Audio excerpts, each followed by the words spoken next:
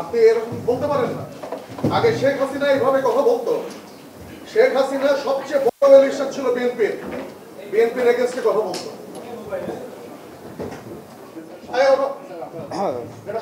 চাঁদাবাজদের বিরুদ্ধে সবসময় আমাদের কথা বলতে হবে।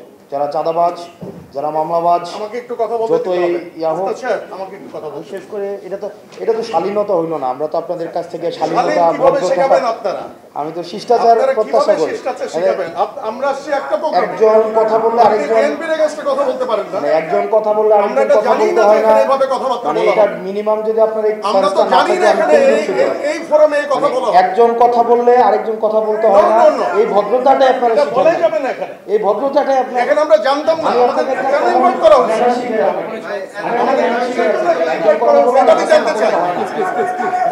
যারা উদ্যোক্তা তারা কেন আমাদেরকে এখানে ইনভাইট করছে? একজন কথা বললে আমি জানতে চাই।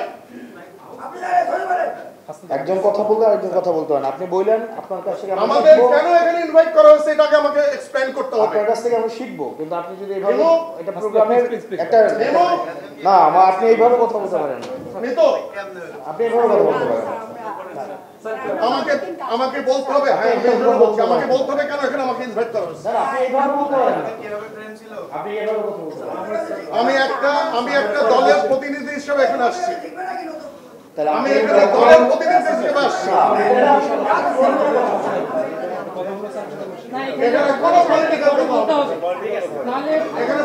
কথা বলা যাবে না।